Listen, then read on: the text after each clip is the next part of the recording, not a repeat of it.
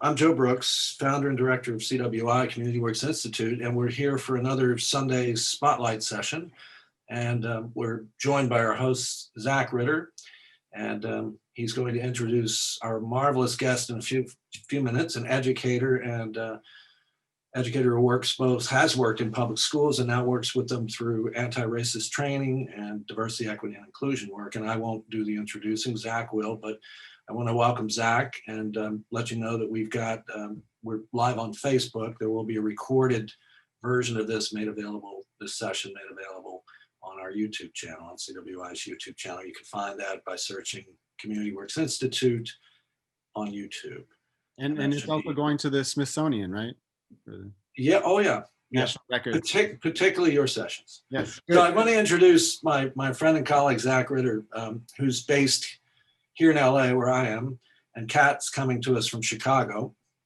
And Zach does wonderful work around social justice. It's a dedicated passion of his, and he gets uncomfortable when I laud him too much. But I've worked closely with him through our summer institutes and other events. He does consulting around diversity, equity, and inclusion, anti-racism, and social justice with schools K-16 around the country, the United States. And he also is the Assistant Student Affairs Director at Cal State Dominguez Hills.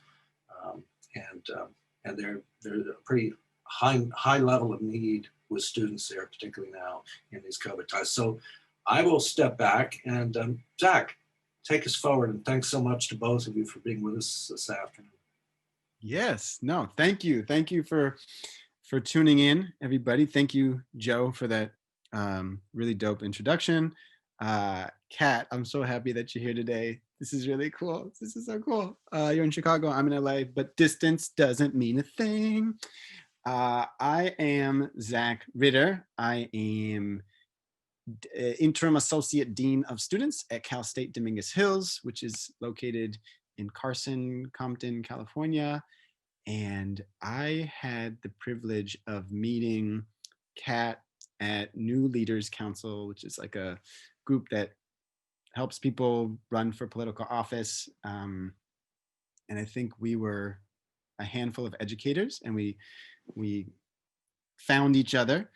And I was very impressed with your kind of opening of like, hey, I've been dismissed from some of the places I've worked at because I was teaching folks about LGBT issues, about racial justice issues in the K through 12 sector, sphere.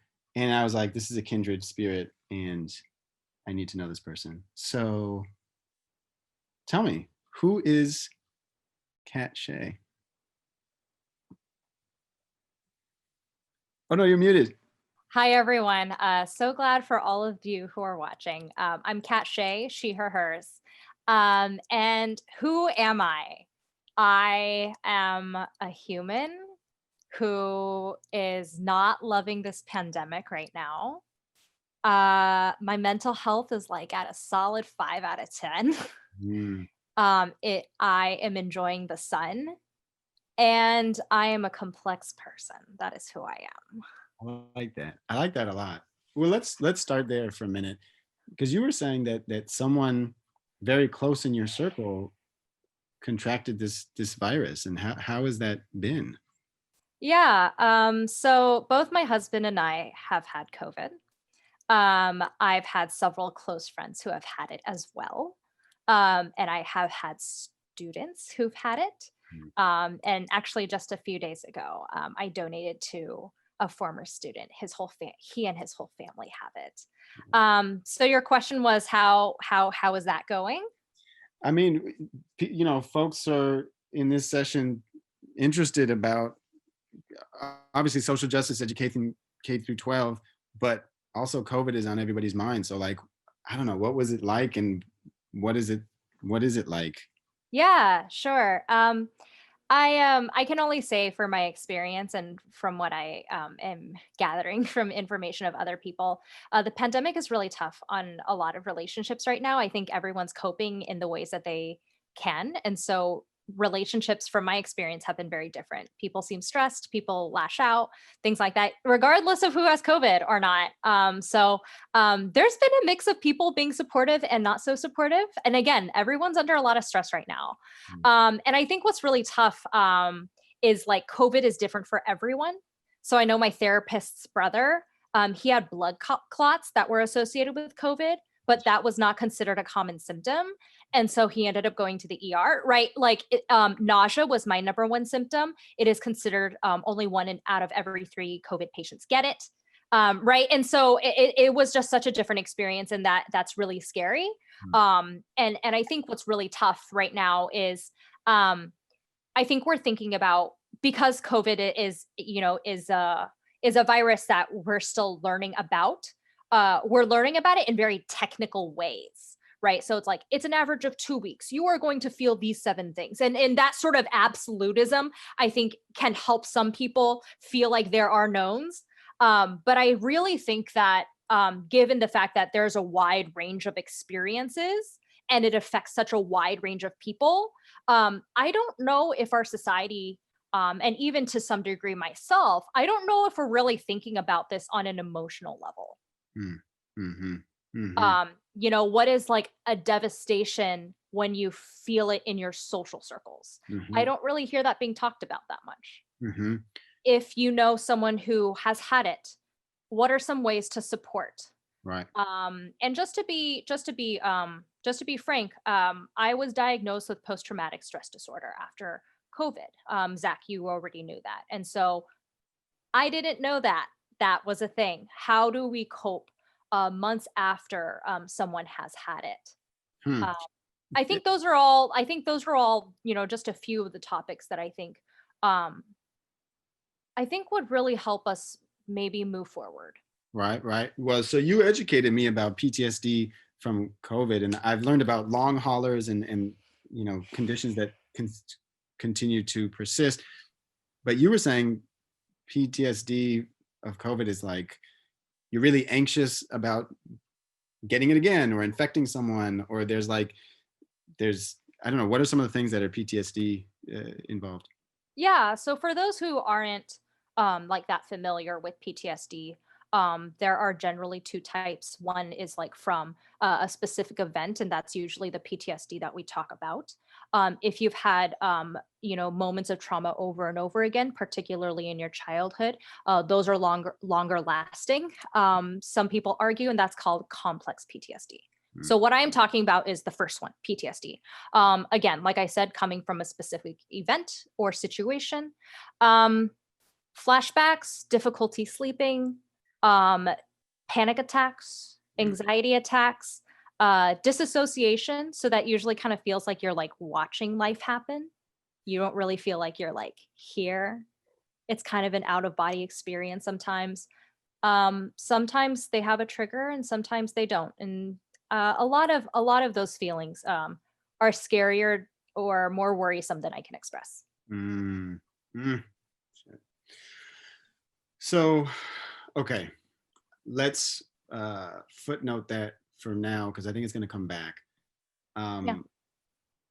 Tell me about your experience teaching K-12 in LA and some of the, like, when you've challenged the curriculum and done things with racial justice stuff, LGBT stuff, and then maybe pissed off some parents and some administrators. Yeah, sure. So just to kick off with my experience, I taught for 5 years, all 5 of them being in high school, social science. 4 out of those 5 years, I taught specifically ethnic studies.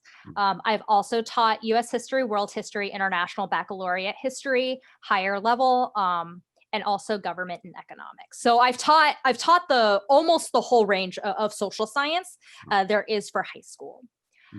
Of the 5 years that I was teaching, I have been at 4 schools.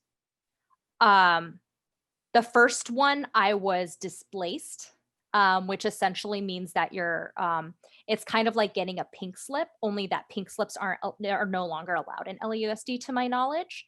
So I was displaced. So it's not ill will. There's no particular reason. It just had to happen, last in, first out. The other two, my second and third school, I was asked not to come back to that school. And then I taught my last 2 years of teaching at my fourth school in South LA. And from there, then I moved from LA to Chicago, where I am now. So what has been my experience so far? I just want to state that Zach, you make me sound like someone with like a scarlet letter, like watch out. The only thing she's good at is making people upset. Which I could put on my resume. I just think that's, at least in my experience, that's when I know when I'm doing something very impactful. And that's when then I was like, oh, she's really doing some unique stuff in her work. And also you share with me your blog where you're like educating teachers about how to teach about racial justice in history. And I was like, we need to have this conversation, because I think there's so much that K through 12 and K through 16 educators can learn from your experience. And yeah, no, I don't want to make it seem like you're just pissing everybody off. But why don't we just start with that? Yeah. So because Zach Ritter loves the tea, why don't we start with that? So I've been accused of turning kids gay. I have a disability unit in my ethnic studies course, and I was told that displaying the film Temple Grandin, who, for those of you who do not know Temple Grandin, she is an animal psychologist, one of the best known that we have in the world in existence, also happens to be a woman who has autism and has written books about autism. And that's groundbreaking, having a first person narrative about her experiences. I was told I made students with autism feel bad because I had that film in my unit. So I was asked to pull out every student with autism and ask them if they liked it.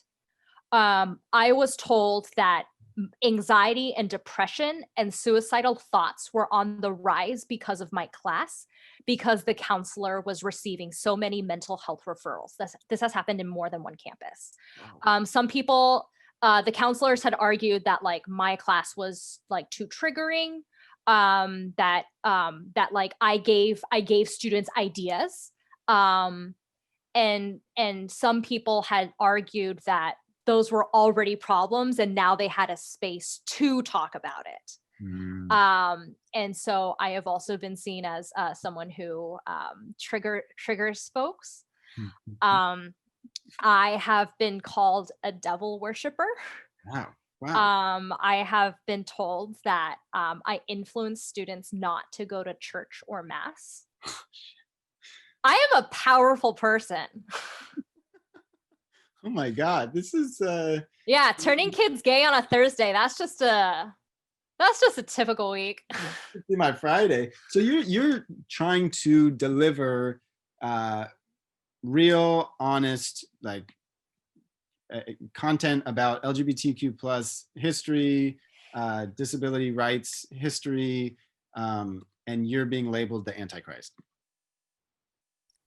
I'll add that to the docket. Yeah. Wow. Yeah, and something that I do just want to add to what you're saying, Zach, is it's not just history. Right. And I want to just mention that because history is oftentimes seen as apolitical. Mm-hmm. For those of us who are like critically thinking about history, we're like, oh, but all history is political. But for the sake of our general understanding, history is seen as apolitical to many folks. Mm-hmm. And so when my class is like talked about as a history-based class, sometimes it kind of takes away from the idea that these are like current issues, current events that are rooted in history, but really bridge to like what we're dealing with now. Mm-hmm. So I just wanted to add that little note. Mm-hmm. Mm.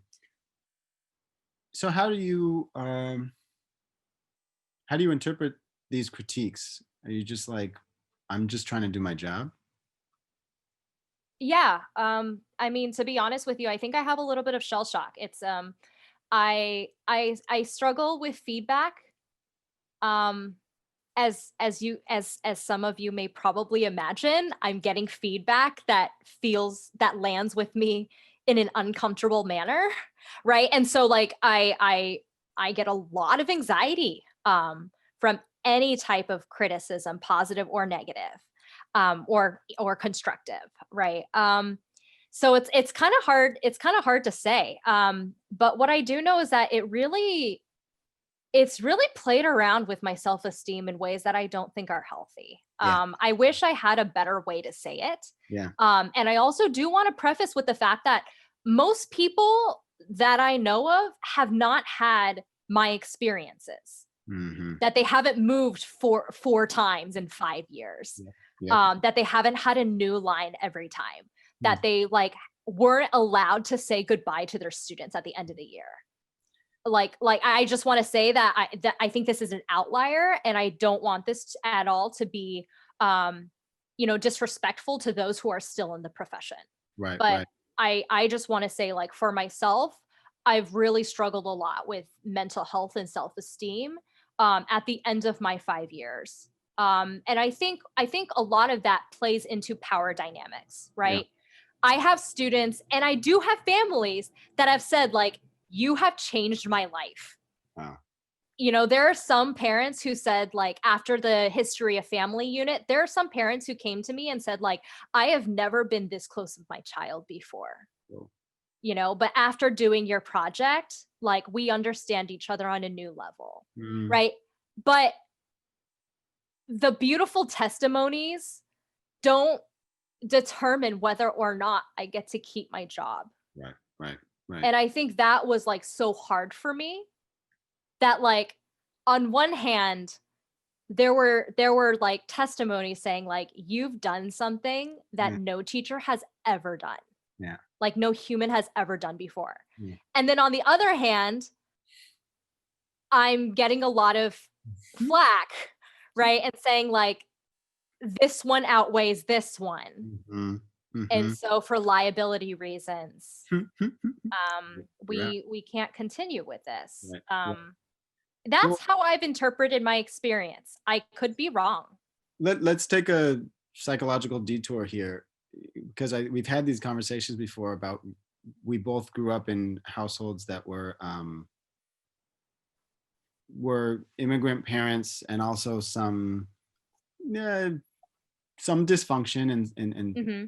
and critique in the home leads to not really liking being critiqued at the workplace, and how that influences self-esteem. Talk a little bit about how the house you grew up in influenced your teaching style. Yeah, definitely. Thanks for that question. I think a lot of it has to do with not really my family and how that relates to my teaching style, but my family, school, and then teaching style. Mm. What I was receiving at home was culturally and linguistically extremely different than what I was receiving at school. Mm. And I think that tension, I didn't have words and I didn't have emotional tools or equipment to understand what was happening to me. And so that has then influenced my teaching style to then say, in what ways can I sort of be the translator I wish that I had? Mm. I'll give an example. I'll give a small example that hopefully kind of shows the difference between, like, school life and family life. Mm. It was preschool. So yes, I remember things as early as that age. It was preschool. And I remember that our preschool teachers were showing, like, a book on having healthy diets. And so we're talking about fruits, we're talking about vegetables, and then she flips the page and she turns to a page that has different apples. And so there's the red delicious, there's the yellow delicious, and the green Granny Smith apple. And so the preschool teacher says, oh, like, these are beautiful apples. Let's all take a vote. What's the best apple? And so, like, we're all taking a vote. I have no idea what's happening. I don't know what any of these apples are. In a Chinese Taiwanese household, I ate exclusively Fuji apples. So, like, I have no clue, like, what is happening in this moment. And I know that it sounds kind of funny that it's only apples, but when you think about a 4 or 5-year-old, how quickly shame and embarrassment and wanting to fit in really seeps into our veins so easily. Like, thinking about just that, then you start to, like, really think about, oh, this funny story very quickly became like a very stressful story for a 4-year-old who doesn't know what's happening.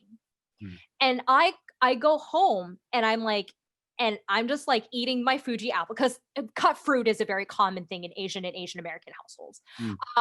You know, and I just felt like very disgusted with what I was eating. And the next time I went to the grocery store, I asked my mom for red delicious apples because that's what was voted on by the class. And again, it's just apples, but it was like, if it's just apples, think of how many other times throughout my life I had explicitly or not explicitly denied what was happening in my household, denied my culture, denied the practices and habits from my parents, over and over and over again. And I only started with an example of apples. And I think coming from that vantage point, it made me start to understand, like, what does inclusion really mean? Right?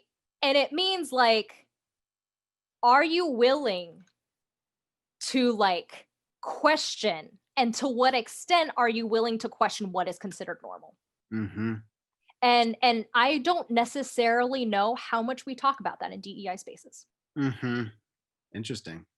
What is Does that answer your question? It does. No, about it does. the family life and the teaching style? It does. It does. So can you draw a line to the apples example you did to Temple Grandin teaching about whatever, Marsha P. Johnson, Stonewall Rebellion, and almost wanting to create more space for your students to be themselves, but then parental figures get in the way, administrators get in the way, and it's a dueling culture, because you're trying to open up a cultural lens, and then there's this other power dynamic, whether it be whiteness, whether it be, you know, Catholicism, that are kind of chipping away at your philosophy. I should just say right off the bat, I'm not really thinking about, like, the pushback. Yeah. I did say that I worry a lot about feedback. But I think there's something deliberate that I do, whether that's conscious or subconscious, that I leave that out of the planning process. Interesting. So give us an example of a lesson plan that you did about LGBTQ plus issues and or whiteness in history that you thought was really impactful for your students. Yeah. The one that I think about a lot is so Unit 5 is the history of racial communities. So instead of having, like, a Black unit, an Asian unit, a Native unit, that's very typical within ethnic studies teachers. I personally find it a little strange, so I actually combine them all in one. So in that particular unit, what I really liked was there was this activity where students did a triple Venn diagram, where they had to link differences and commonalities in the triple Venn diagram between sterilization and eugenics, Jim Crow laws and segregation, and immigration law. And I think what was actually kind of funny is there were some science teachers who were upset. Really? Yeah, because I think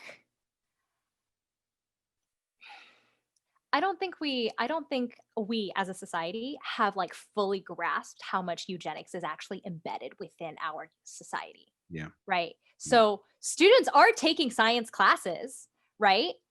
And also every year I have polled my students about whether or not like they think that Asian people have a special gene that makes them smarter. 70% of the class every year, at least. And you're teaching I'm not a science teacher. And what's the demographic of your students? Mostly Latinx? Okay. At my first school, it was 80% Latinx, 20% Black. Okay.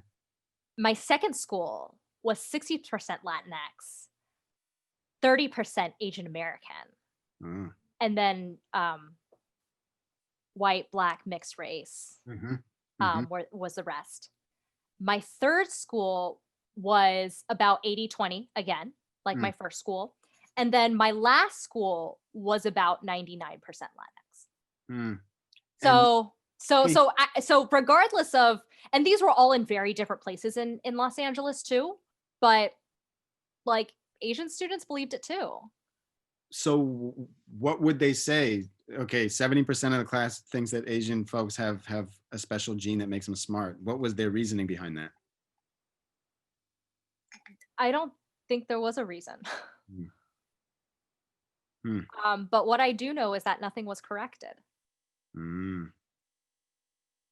Wow. Okay. So in this.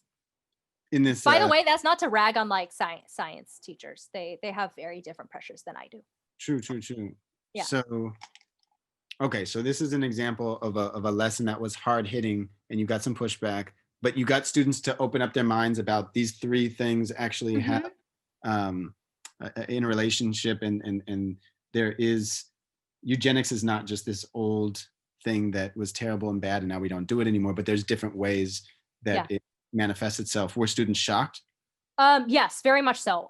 Because I think it's not just thinking about like the history lesson within those three concepts and historical events, but also having quite literally the visual practice.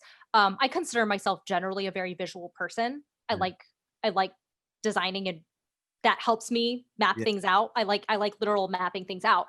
So students are visualizing and mapping out connections between three things that in history classes usually haven't been connected before. I consider that to be practice moving forward. So then what I had started to notice was students continued to make connections. Like, oh, is the school to prison pipeline, is that related to like who gets into AP classes? And that's not something that I explicitly had said. That was something a student had connected. Right. Or like how much is like the lack of healthcare in certain neighborhoods and areas related to the sterilization of Latinx women in the 1970s? I did not make this connection. Students made this connection. When I had talked about Japanese incarceration camps, a student had raised their hand and said, is that any different than the children we put in cages right now? Right. And again, I think it's important for me to continue to reiterate that these were not connections that I was making, because that's not learning. They have to make it themselves. Right. And I'd like to believe that was practice of like making those connections over and over again. And something that I do want to also state that I cannot emphasize enough is that having connections to different concepts is extremely important to me in my identity. As someone who is Asian American, I am like people who look like me are about 5 to 6% of the country. So say for my own experience as an Asian American, sometimes I have found it very difficult to understand where I fall into spaces when it comes to social justice. The way that I have been able to know my place or find my place in social justice is, again, connecting my Asian American identity and how does that relate to Jewish folks, Black and African American diaspora, Latinx experiences, Native issues today, right? And again, I'm not trying to like compare, and I'm not trying to say that we're all the same, but the way that I have been able to find myself fit into the framework of social justice is by using my racial identity as a very small population and be able to make connections to other folks. Mm. That, I believe, is something that I found to be really important in the way that I plan. Wow. Okay, so two things. One is I feel you on that. I sometimes am like, where do I fit in the racial justice discussions? And I'm white, I'm cis, I'm hetero, and then, okay, but I'm also Jewish, but now like Jews have become white, so do I still count in these discussions? And then I guess the connection with the Holocaust and the immediacy of my family makes me feel like that there's trauma, I have something to contribute to this conversation. But also in spaces where I walk into, they don't see all that, they don't know all that, and so they just see like this this white guy. When you're in front of a classroom of mostly Latinx and Black students, are you self-conscious being a Asian American woman? I know that it is very difficult. I it takes me twice as much to earn the respect. If it's not for being a woman, it is for being Asian American. Right. And I think that's also added with the layer of, if they do see an Asian teacher, it's probably a science teacher or a math teacher. Every school I've been at, I've been mistaken for another Asian teacher, despite the fact that I have like really short hair. Like, I don't know, like I look like a boy. Like, I don't understand. Anyways, I believe it takes me a very long time. But what about the administrators? Don't they have certain? Do they mistake me for another? I'm totally kidding. Maybe they did. Probably, maybe they do. But they have certain conceptions. Yeah. Of who you should be, and then are they disappointed when you're this person that's challenging systems that are so on and so forth? Yeah. I have been told you're not who I thought I was more than once.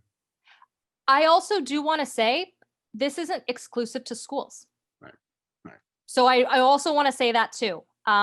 There are diagrams you can Google search about how women of color are pushed out of organizations. Yep. There are plenty of articles about how BIPOC folks are pushed out of organizations. Yep. There are a few testimonies, anecdotes, and articles that talk about specifically the experiences of Asian American women being seen or depicted as very competent and submissive, which is a very perfect combination, especially when it comes to the hiring process. I am not that very quickly. And to be fair, I think something that I myself have reflected on is, I think my personality works very well in an interview, in a hiring interview. But this is actually how I am like at work every day. And I think that also gives a very different tone, But I will also say that this energy works very well in front of 150 ninth graders. And that I have been explicitly appreciated for by admin. So I am okay with that. I want to hear your lesson plan that maybe got you in trouble with in terms of LGBTQ plus issues. And then I want to talk about some political stuff, because that's how we met, our interest in politics.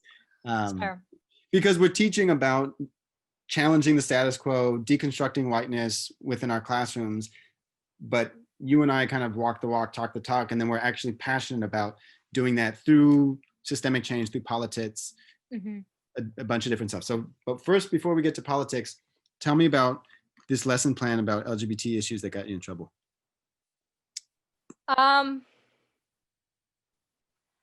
So I had students take an implicit bias test about like gender roles and also like straightness versus not straightness. So it was Harvard one? Yeah. Yep. So I had them take that. I had students record the day of who did what in their family Mm. and who said what in their family. Oh, wow. And then I had them write a reflection. Wow. and and that was the controversy, that you actually had students analyzing their socialization, analyzing their families' reaction. Now, were the students supposed to? Admin was behind it, actually. Admin was into it. Admin was into it. Okay. And where did things get hairy? Some parents were a little defensive about why things were the way they were. Yeah. And I think it also drove into some uglier conversations about, like, why are you questioning these gender roles? Did the parents take the implicit bias test too? No. Okay. Language Yep. access. Got it. Okay. Which Harvard, if you want to translate your stuff, that'd be great. Yeah, Harvard, if you're listening, If that's you're listening. a Yeah, so admin was behind it, actually. And I had talked to them very early on in the year saying, like, look, I've gotten in trouble for this kind of stuff before. I need you to sign off on like a letter that basically allows me to do all this stuff. There were schools that I had been at that were not supportive of what I was doing. So my last school was significantly more supportive. But my previous school is not necessarily. And I think what was really tough was, so we have California has a state law in which like LGBTQ history actually is supposed to be integrated within schools. But there was also like a lot of contention of like, like they don't really enforce it. Well, technically, like we're a school that doesn't have to follow the law. Yeah. And I think what has frustrated me quite a bit is when it comes to challenging and pushing systems, we don't always have the arsenal to protect ourselves. And I think what makes it even more difficult is that oftentimes professional developments and workshops and organizing spaces don't always teach us how to protect ourselves. Yep. And also I would argue that a lot of this kind of professional development stuff needs to go to people higher up than teachers and educators. Yep. Sometimes I wonder if we're talking to the wrong people. Yep. So there's a lot of that baggage that's kind of loaded in there. But yeah. No, yeah. I mean, yeah, I was let go for a job when we talked about this a lot because my department was hiring student activists, student protesters who knew their experience best, right? They knew their lived experience and they knew how the school should change. And the higher ups thought we were disrespecting the higher ups by hiring some students that had called them some names. I remember this. Right. And so I didn't know how to protect myself. And I thought I was doing the right thing. I knew some of the folks probably weren't going to be super happy, but I asked my boss. My boss said yes, went through the proper channels. And then it got like very legalistic very quickly. And I was just like, whoa, I don't know how, like, should I sign this document? Like, I don't know what I'm doing. This is scary. It was like, it was there's money and there's lawyers. And like, what is going on? No, completely. It gets scary. It gets scary quickly. So talk to me about politics, because I feel like you and I are idealists, or maybe I'm more, I don't know. I don't want to put that on you, but like we have a notion of how the world could be. We could have a better society, and we're teaching the next generation to challenge gender norms, to challenge why there isn't more Black and Brown history and Asian history on our books, and why isn't science and math more like racially class conscious? Like those fields can also be more class conscious. Yeah. And then we look to politics, or we look to what's going on in the news as a way, like, maybe we should actually jump in. Like, have you thought about running for office? No. Ever? I was asked once, Okay. and then I thought about it. But it's not in my Well, tell me, you thought about it. What happened?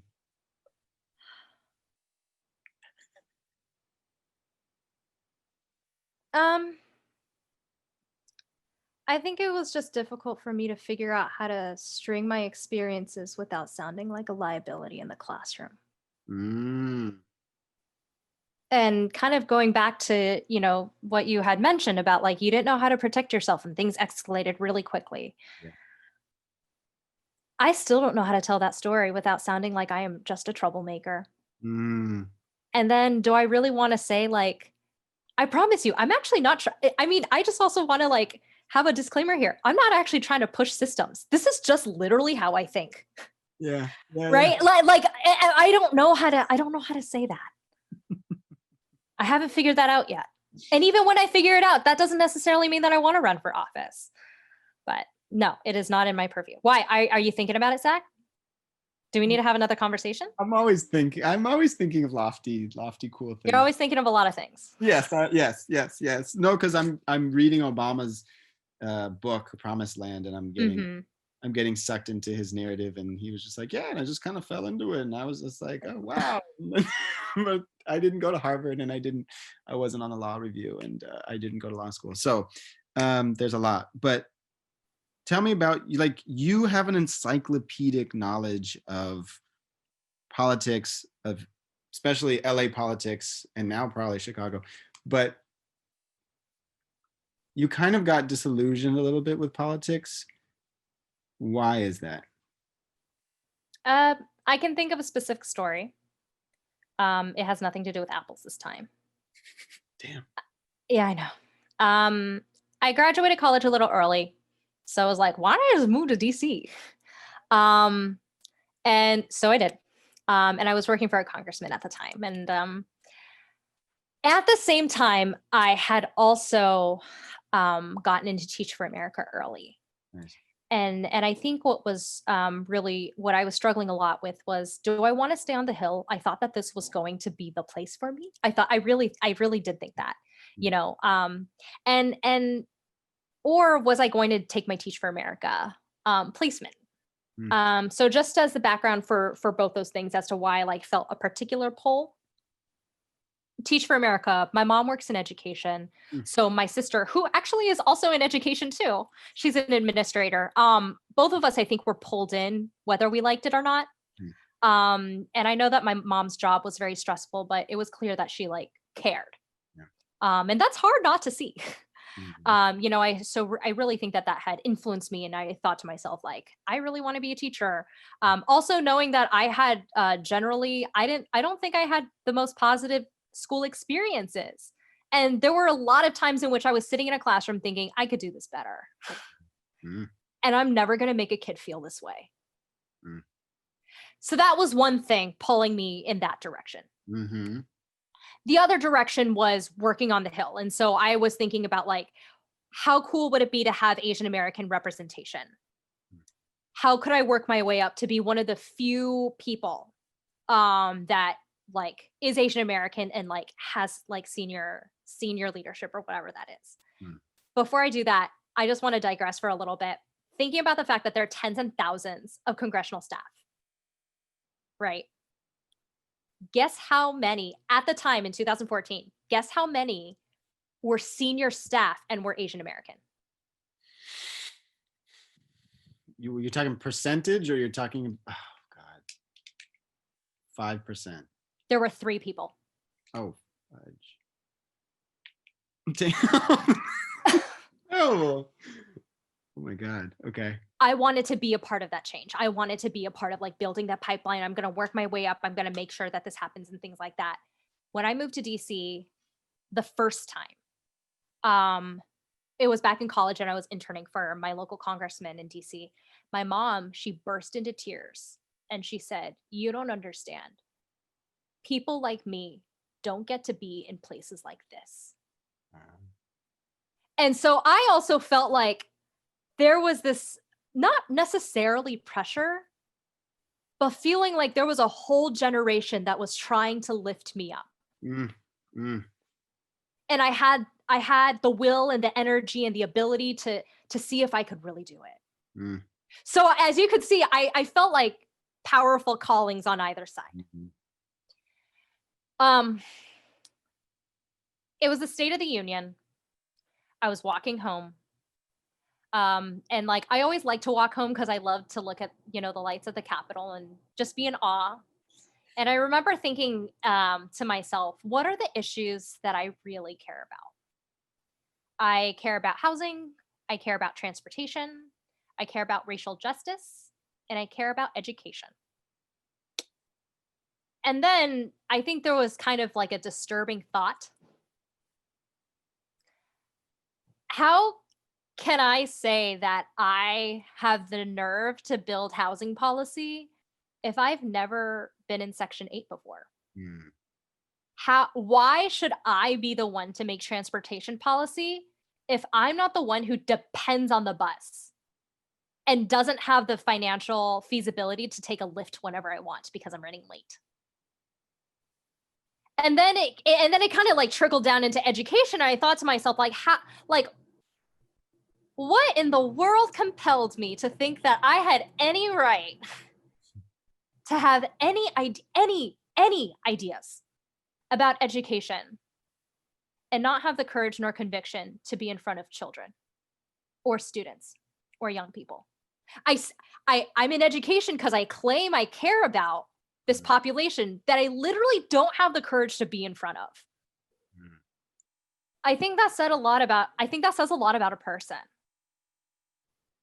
And I just remember feeling like disgust in like my heart and my stomach, thinking that I could possibly live my entire life not realizing I was a coward. Mm. So, man, there's a lot to unpack there. So, it sounds like there's some imposter syndrome, right? Because of who am I to, and it also sounds like there's some real, like, I don't live in section housing. Yeah. Like this. So you're approaching this with actually a very logical, some would say moralistic view of like, because there's a bunch of, as they say, mediocre white dudes who are just like, yeah, I've never done that, but I'm gonna go do that. But you were We call that public policy school, Zach. correct. Sorry, I am just roasting a lot of different populations today. You're gonna have some angry comments. It's okay. But you were like, I really need to I need to put my money where my mouth is, and I need to, if I care about education, I care about racial justice, I need to be in front of students. Do you ever look back at that and be like, wow, I wish I was more like, had the thinking of a mediocre white dude and just pushed forward and like, F it, even though I didn't have that experience, I'm going to make policy for these folks I don't know anything about? Oh, like I feel that way all the time. Do I want to be mediocre? Yeah, that's like my goal. Totally kidding. I wouldn't work this hard. No, I mean, like, do I want to function as someone who's mediocre? Yeah, I like actually like kind of do. Do I get that? Yeah. I don't think I get afforded that. Correct. Right. Okay, but going back to your original question. What happens if you stayed there on Capitol Hill? I would have been a part of a lot of different policies I now vehemently disagree with. Mm. And I think, and these are, sort of the other things, I don't know if I'd have the emotional bandwidth and maturity to be able to connect to people on an entirely different level. Mm. I don't think I would have had the critical thinking skills that I do now. Mm. And more importantly, like, given my teaching experiences, regardless of how many schools, regardless of how many administrators or families I've worked with or dealt with, I am able to talk and relate to people I had never have in my life. Mm-hmm. And due to our country's segregation, Mm-hmm. the statistics show us that we wouldn't have interacted with people that are not like us. Yep. Yep. No, I feel the same way about my teaching. Now that you know your constituents, you've been working with folks in a magical world, would you like to go to Capitol Hill now and make policy? No. Why? There was something about the phrasing of your statement that I think already kind of showed I call them the, constituents. no. Oh. You said now that you know your constituents, Yeah. as if knowing someone is finite. Mm-hmm. And I think there's something about that still I'm trying to suss out in my head. When is like knowing a community enough for you to put yourself in a different situation, right? Right. And I think the point is not to have an answer to that. Mm. It's like I need to know my neighborhood about 80%, and I remember all of the demographics, right? Like I that's it's not about that. Right. Right? Community leaders are always changing. Demographics are changing. We know that through gentrification, right? Like issues are changing all of the time.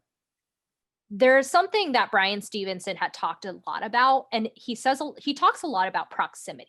Yep. When you are proximate, right to the issues and communities that you care about, you have the power to change the world. I'm really trying to figure out what that means for me. Mm-hmm. And how proximate do I get to be if Capitol Hill is a scary place for undocumented folks, Mm-hmm. or is an inaccessible place for those who are non-native English speakers, or like it's just like physically difficult to get into, Mm-hmm. and the elevators are reserved for members of Congress if you like are physically disabled, right? Like I think that there is a lot of barriers, just like logistically, that already shows how much are we putting effective filters in who we see and who we talk to. Yes. And that's not just in Capitol Hill. Yes. That's in any city hall. Yes. That is in any like big building, right? And I really want to think about like, I've been thinking a lot about how much we need to, as a society, again, how much we as a society really need to question what a stakeholder is. Yeah. Oftentimes we're like, oh, well, the stakeholders are teachers, or the stakeholders are the union leaders. Or it's like, what if the stakeholder was literally like the student that annoys you the most? Right. Right. Right? Like really challenging what and who a stakeholder is. What if the stakeholder was a random family of 5 in your district who wasn't prepped, who wasn't screened? Right? You feel me? Yep. Yep. Rather than looking at, rather than interviewing executive directors of nonprofits. Yeah. Now, I want to say, I'm not trying to rag on executive directors of nonprofits. Right. But what I am ragging on is who we consider to be experts. Yeah. And I think what I struggle with in politics is that's not being questioned right now. So I would literally be talking to the wrong people, or who I see as the wrong people to bring solutions.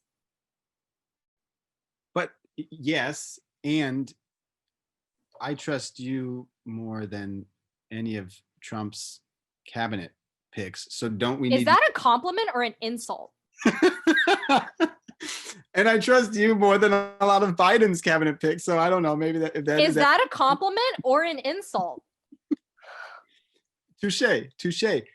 Don't we need more folks that have the critical race, class, gender, and ability lens that you have in elected positions? So you want a bunch of me's? Is that what you're trying to imply? Yeah. I mean, obviously I want to rule the world. Yes. That would be super fun. But so we've hit upon something that you have done so well in the classroom spaces that sometimes you've worked yourself out of a job, which I think you said straight up to an interviewer in one of your interviews. You were like, a good job to me means I work myself out of a job, which takes a lot of, ovaries to say. Why are folks like us who have a encyclopedic way of understanding a culture, an organization, have some vision of what could be. We don't center ourselves. We bring along other folks who, have less power, we understand should be centered. Why do we shy away from running the show? For me, structurally, there's something about running the show that leads me to not do those things. Because being in those positions, maybe you can't do what you want to do. Because you know who the stakeholders really are. Yeah, something along those lines. I don't think it's fully fleshed out in my brain. The impact that you're going for the PhD now, right? Maybe. You have yeah, right? You have a vision for where you want to be at. What does that vision look like? I'm still trying to figure it out. But what I do know is that there are some people who are pretty dope here in Chicago that I think have been able to figure out how to do research in communities and live and work in those communities.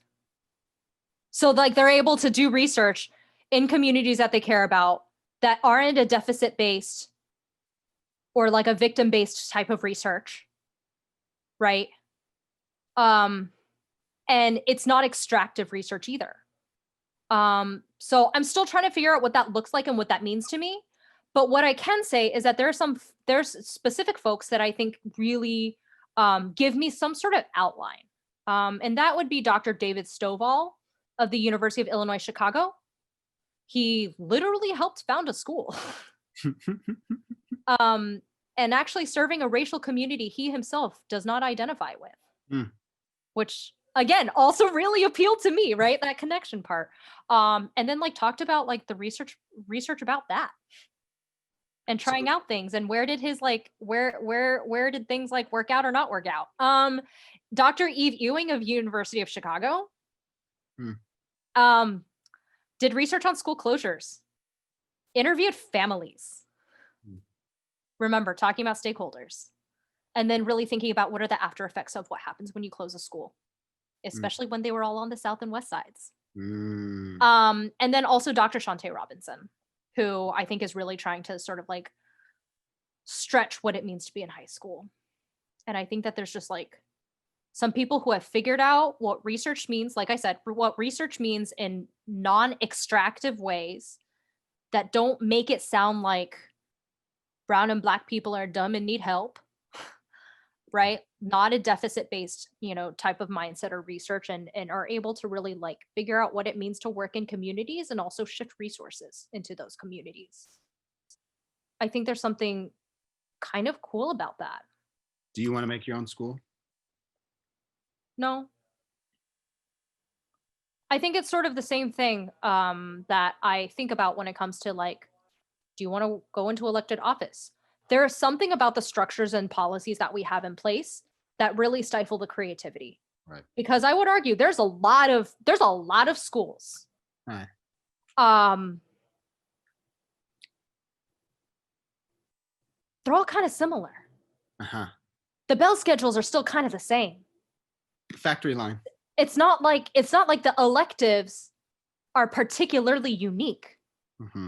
Right? Like just it's not like the school forms are particularly wacky. Right? So like if so many structures within schools, let alone positions, are like very not that innovative.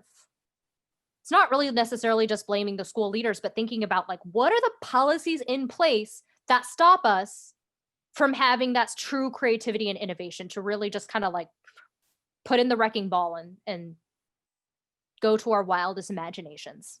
So you feel that you can have more influence on the policy changes and the cultural changes and challenging the white supremacy and the corporate interests within education from the outside? I'm going to challenge everything you literally just said. Okay. The first is the idea of more impact. There's plenty of people who did Teach for America and left the classroom to make more of an impact. Mhm. I think teaching ethnic studies completely upended that idea for me. Mm. There is no feeling like when a parent tells you that they have never been so close to their child before. Then honestly, what the hell is policy change? Mm. You know? Mm. And so I think it's not really what's less of an impact and more of an impact, because I think that's also demeaning. Mm. Also, it kind of assumes that direct service workers make less of an impact. Also, many direct service workers, like therapists, like teachers, like nurses, also majority women. So let's also just like take that into consideration. Mm-hmm. But I'm really thinking about what types of impact do I want to make and what types of feedback mechanisms do I want in my life? Mm. Do I want those kinds of testimonies to happen organically? Yes, I do. Mm. So what kind, and I consider that to be a feedback of the kind of impact I'm making. Mm. I don't think it's more or less. I just think it's different. Mm. Mm. Otherwise, we would just push everyone to make more of an impact, Mm. and then everybody would be making policy, and that's not really helping our situation right now, by the way. Mm. So I just want to like say that. So you're saying that our societal values are off balance. Yes, by pointing out that your wording was wrong. Mm-hmm. Mm-hmm. Mm-hmm. And then I just also want to say, like, inside outside, sometimes the lines are blurred, especially when you're in an advocacy organization. So it's kind of hard to say, you know. And also, like, I know that people love using AOC as an example. Yeah.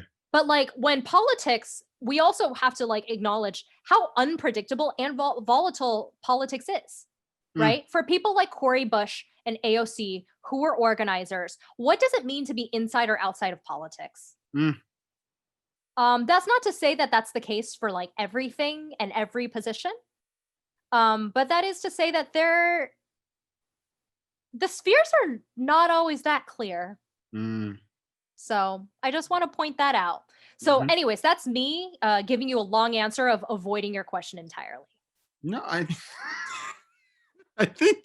think you are hitting it on the head, and I know we have to wrap up soon, but I'm just grappling with this myself a lot because I'm on the phone with a lot of students who are suicidal, who don't have homes, who don't have food, and I'm connecting them with resources. And honestly, I'm questioning my own stuff a lot of like, and again, I'm reading this Obama book. He was always like, the problems that I'm facing in my sphere right here, right now, it's because there's someone above me in this caste system that is not giving us the resources that we need to get food, to get housing, to get blah, blah, blah. And he had this notion of maybe I could change stuff if I became that politician, if I was that state senator, if I was that, federal state senator was his trajectory, and then president. I guess I'm going through those maturations myself of like, yeah, I am crying on the phone with students. Students are crying on the phone with me. Like and this is stuff that's never going to be quantified, right? It's not going to go into a report. My boss is not going to know about it, but we are changing people's lives. Like literally, maybe I could point to a phone call I had with a student, maybe saved his life this year. And the 600 to 1,000 plus students that we've delivered food to maybe literally also saved their lives with my team.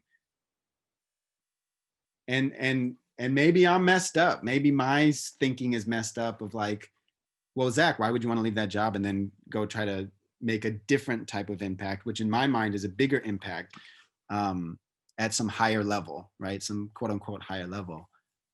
Maybe I've been brainwashed and miseducated in the same schools that you have. The answer is yes, you have. Yeah. I think it really, like what you're saying as you're thinking through this, and like being really honest with not only your experiences and other people's experiences, right? But like, if we don't challenge what is normative for all of us in every sense of our lives, Right. then we will brag about being social justice-y and not do it at all. Right. And I think that's what I like struggle with the most, right? Like, if you are willing to like put in the work to do this work, you really need to like go all the way down to what Grace Lee Boggs talks about is like your life philosophy. Right. And then from there, you're going to figure out your practices and your politics and your habits and your type of activism. But it has to go down to your philosophy. And are you willing to like blow up your whole worldview and even question and dissect what it means to have impact, what it means to have a job, what it means to, like have power? I even question what you consider to be power, right? We have to blow up all of that, otherwise we just become one of those like directors of DEI who don't actually challenge systems, but are so convinced that they do. Yeah. Yeah. Right. Okay. Yes. Grace Lee Boggs. I love that notion. Blowing it up. Okay. And then last question. You and I are having this discussion and we're talking about challenging systems. We're talking about teaching as a subversive act or just as a real act and showing folks what reality looks like and asking for their input in their own education. There's a bunch of other conversations happening right now with mediocre folks that are hungry for power or that textbook notion of power, and they're not thinking anything about critical race, class, gender, blah, blah, blah, blah, blah. They're like, yeah, social justice BS. I'm not into that. And those folks are like winning elections. They're setting policies for our students. What do you do with that idea? Should we be in the arena, and are we just letting those mediocre folks take over the show? I have a lot of thoughts. One, they're not all winning the election. Right. For some, we've had more progressive people than ever before. You could also argue that. Yep. So one is I challenge your focus. Yeah. Two, mediocre or moderate folks, that has always been a thing. Right. Two. Number three, I really do believe that we need people in every type of influence. We are going to need some people who are going to be like challenging the mediocre person and kind of like, get that position. Right. Some of us are going to be doing ground game. Right. Some of us are going to be, like convincing our parents, right? Like we all got a place, but we all got to do something. Right. If we all did the same thing, that doesn't work in my brain. Yep. Right. So I also want to say that. So like, I think it's also important for us to validate that there are different types of work for different people because we are all different people. Right. That's also why I don't think everyone should be a teacher or everyone should be a doctor or not everyone should be a social worker, right? Like if we want to make changes, not everyone should be a politician. We're all different people. So I think it's like really important for us to take a values and needs assessment for ourselves and be like, given the fact that I'm an introvert, what can I do? Right? Like we're all different people. We got to assess that. So no, I don't think we all need to go there. Right. So that's three. Right. And do we all need to? The fourth is, I really think it's also important for us to really be clear about who our audience is. Yeah. Something that I notice is a lot of my friends who believe themselves to be left. Like screw capitalism, screw racism. Oftentimes, what I notice is that their social media statuses don't actually challenge much. It's a little bit of virtue signaling without knowing that they're virtue signaling. Yeah. And I think it's because they think that their posts are for the mediocre people. I personally don't think that that's my job. And again, this isn't coming from Kat just wants to challenge systems. Again, I don't consider myself to be someone who like wants to challenge systems. This is just how I think.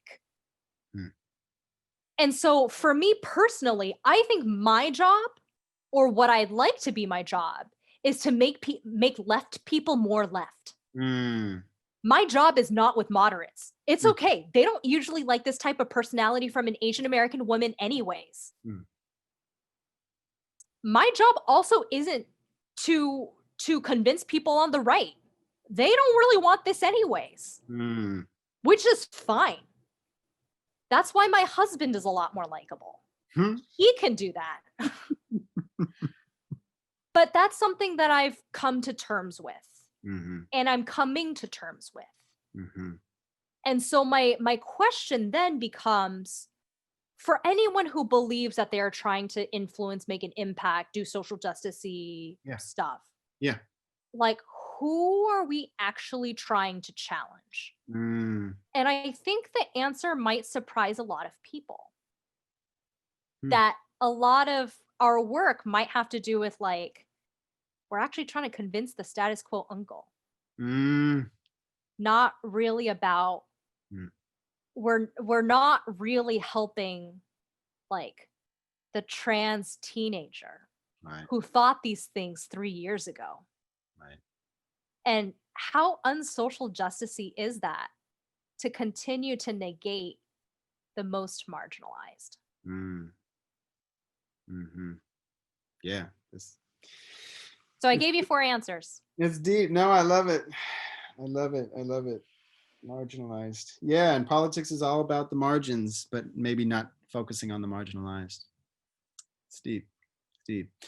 All right, we got to wrap up. My producer is in my ear saying time is up, and this was beautiful. This is why I wanted you on the show. You're awesome.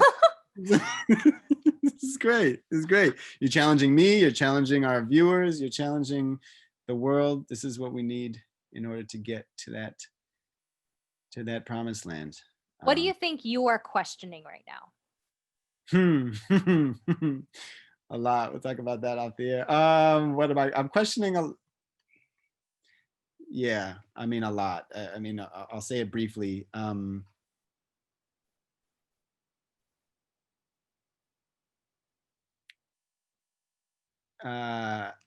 I threw a lot at you. No. I'm questioning. I'm questioning the spaces that I'm in, and that the spaces that have raised me, and I want social justice to be a radical act, as it always is, and I also want society to change. And I notice that if I stay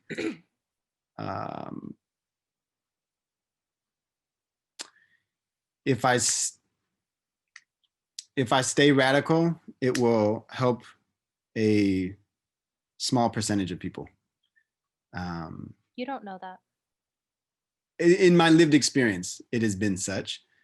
And so how do I take my radicalness or my passion for equity and justice to different spaces without losing the essence of what we're working and fighting for? So that's kind of what I'm grappling with. But we got to talk more about that offline, because I'm interested in that. But sounds good. Everybody, thank you so much for tuning in to Spotlight Community Works Institute. Zach Ritter here, Kat Shay here, spending Sunday afternoon together. And thanks for having me. Thank you so much. This was a beautiful thing. It's a beautiful thing. Tune in on Fridays and Sundays. Community Works Institute, Joe is doing the Friday shows. I'm doing the Sunday shows. And stay curious, challenge power. And if Kat taught us anything, she taught us a lot. Maybe what you thought was power and prestige and looking up the ladder is not necessarily the right way to be looking at society. Maybe if you're left, she was saying, let's get more left. And if you're on the fence about what you're doing and how much of an impact you're making, you're probably making a much bigger impact than you think.